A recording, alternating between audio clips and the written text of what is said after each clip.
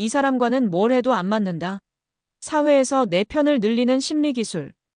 인간관계에서 내 편이 많아지는 사람 vs 고립되는 사람. 아, 저 사람이랑은 뭘 해도 안 맞아. 내 말은 항상 오해받고 사람들이 내 편을 안 들어줘.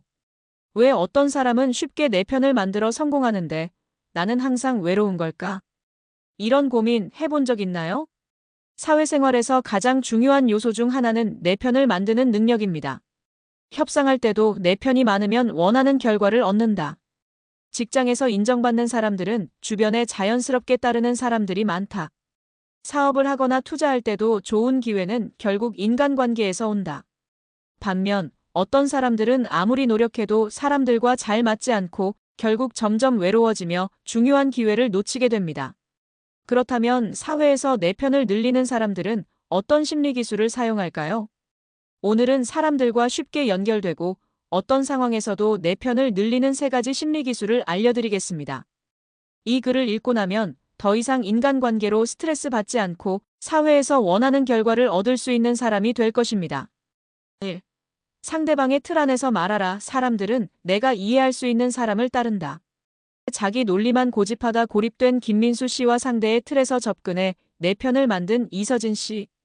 늘 대립하는 사람. 김민수님은 똑똑하고 논리적인 사람이었습니다. 그는 항상 자신의 주장이 맞다고 생각했고 그걸 강하게 주장해야 사람들이 따를 거라고 믿었습니다. 회의에서 자신의 의견을 강하게 밀어붙였다. 상대가 반대하면 논리적으로 반박하며 틀렸다고 지적했다. 결국 사람들은 그의 의견을 따르지 않았고 점점 그를 피하기 시작했다. 그는 뒤늦게 깨달았습니다. 나는 논리적으로 맞았지만 사람들은 내가 이해할 수 있는 사람에게 더 끌린다는 걸 몰랐다. 내 편을 만드는 사람. 이서진님은 똑같이 논리적인 사람이었지만 그는 상대방의 틀 안에서 말하는 법을 배웠습니다. 상대가 중요하게 생각하는 가치가 무엇인지 먼저 파악했다. 그 가치를 존중하는 방식으로 대화를 이끌었다. 결국 상대가 스스로 이 사람과 나는 잘 맞는다고 느끼게 만들었다. 예를 들어 직장에서 보수적인 상사를 설득할 때. 이 방법이 최신 트렌드이긴 하지만 우리가 기존 방식과 잘 조화시킬 방법도 고려해봤습니다. 고객을 설득할 때. 고객님께서 중요하게 생각하시는 부분을 반영해서 이 제안을 만들어봤습니다.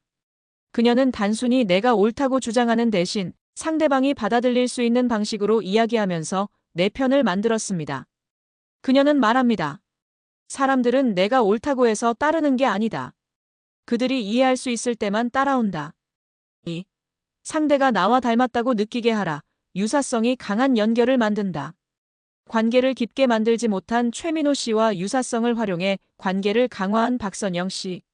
가벼운 관계만 유지하는 사람. 최민호님은 인간관계에서 친절한 사람이었습니다. 하지만 사람들과 깊은 관계로 발전하지 못했습니다. 처음에는 좋은 인상을 남겼지만 금방 잊혀졌다. 사람들이 자신과 크게 연결된 느낌을 받지 못했다. 결국 중요한 순간에 도와줄 사람이 없었다. 그는 뒤늦게 깨달았습니다. 사람들은 단순히 친절한 사람이 아니라 나와 닮은 사람에게 더 가까워진다는 걸 몰랐다. 강한 관계를 만든 사람. 박선영님은 유사성의 법칙을 활용했습니다. 상대와 공통점을 먼저 찾았다. 비슷한 경험, 가치관, 관심사를 강조하며 대화를 이어갔다. 결국 사람들은 그녀와 비슷하다고 느끼며 강한 유대감을 형성했다.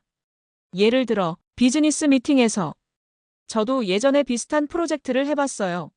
그때 이런 어려움이 있었는데 혹시 비슷한 경험 있으세요? 새로운 사람을 만났을 때 저도 그곳 여행 가봤어요. 정말 멋진 곳이죠? 그녀는 말합니다. 사람들은 논리보다 나와 닮았다고 느끼는 사람을 더 신뢰한다. 3. 사람들은 나를 어떻게 기억할까? 긍정적인 첫인상을 전략적으로 만든다. 존재감이 약했던 강철수 씨와 전략적으로 첫인상을 만든 이정우 씨. 사람들에게 잊혀지는 사람. 강철수님은 인간관계에서 큰 문제는 없었습니다. 하지만 그는 강한 존재감을 남기지 못했습니다. 사람들이 그를 만난 후 쉽게 잊어버렸다. 무난한 사람이라는 인상만 남겼다. 결국 네트워크에서 중요한 기회를 얻지 못했다. 그는 뒤늦게 깨달았습니다. 사람들은 단순히 착한 사람이 아니라 강한 인상을 남긴 사람을 더 기억한다. 사람들에게 강하게 각인된 사람. 이정우님은 첫인상 효과를 전략적으로 활용했습니다. 첫 만남에서 자신만의 키워드를 만들었다. 사람들이 그를 떠올릴 때 강한 이미지가 남도록 했다. 결국 그를 만난 사람들은 오래도록 기억하고 필요할 때 그를 먼저 떠올렸다.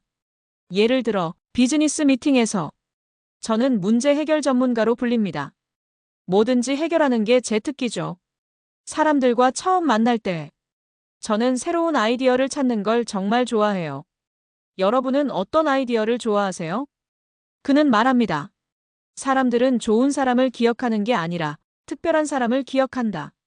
결론. 내 편을 만드는 3가지 심리 기술. 1. 상대방의 틀 안에서 말하라. 사람들은 내가 이해할 수 있는 사람을 따른다. 2. 상대가 나와 닮았다고 느끼게 하라. 유사성이 강한 연결을 만든다. 3. 사람들은 나를 어떻게 기억할까? 강한 첫인상을 전략적으로 만들어라. 지금부터 이 3가지를 실천하면 여러분도 사회에서 자연스럽게 내 편을 늘리고 더 쉽게 원하는 결과를 얻을 수 있을 것입니다.